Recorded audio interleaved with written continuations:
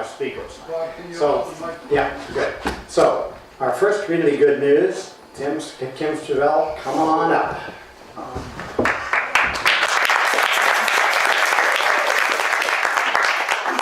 Thank you, Bob. I'm actually not prepared. I have a book that I want to give you, and it's out in my car. So I'll put that book at the back of the door, and everybody is welcome to it. It's free. Okay?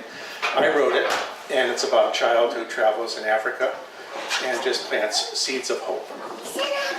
And in the last 2 weeks, we have taken our organization, Charity Seeds, and we have gone to Colombia.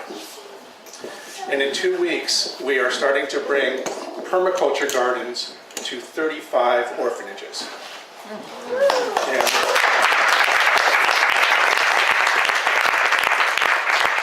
it's with Father Gabriel's organization. And so he has blessed us, and we are down there with our trainers and putting them in. I'm going to tell you a quick story. It's not easy, really, working with those children. Because a lot of them are coming off the streets and they're drug users. And it's very difficult dealing with that. For example, we got this beautiful garden now, and they're playing soccer. The soccer ball goes in that garden, they're not stopping. So we have to deal with that. And my friend, Stephen Topenroot, who's doing the training, is very sensitive to this. He doesn't want to see this happen in his garden. So he calls me, he's all worried about it, what do I do with this? And I told him, well, go play soccer with them and just kick their butt. They're doing it. So Stephen, who's a very qualified trainer, putting the gardens in 2 weeks, we have this beautiful greenhouse. We got the organic gardens going in already.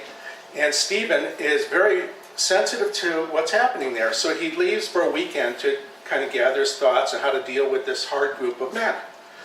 And he comes back, and it's a Sunday afternoon. And Stephen's returning to the center, returning to the gardens, and there are his group of men on a Sunday in the garden working while he's not there. But not only that, is the family of those men, the wives and the children, have come on that Sunday afternoon to visit them. And they're all in the garden, and they are there just showing off their work. It was a beautiful, beautiful moment for Stephen and our organization that this is going to work. And Father Gabriel is very supportive. He brought the mayor of, I may say this wrong, Medellin? Medellin? When he brought the mayor to see the garden, Father Gabriel did. And he's showing him the garden. The mayor is so excited about this. In that moment, he donated and gifted our organization, Charity Seeds, and Father Gabriel, 250 hectares. I don't know what to do with 250 hectares, but we suggested creating a training center at this 250-acre place near the city and starting a community garden for them. And that just kind of just reflects what this is all about, too. It's about the community.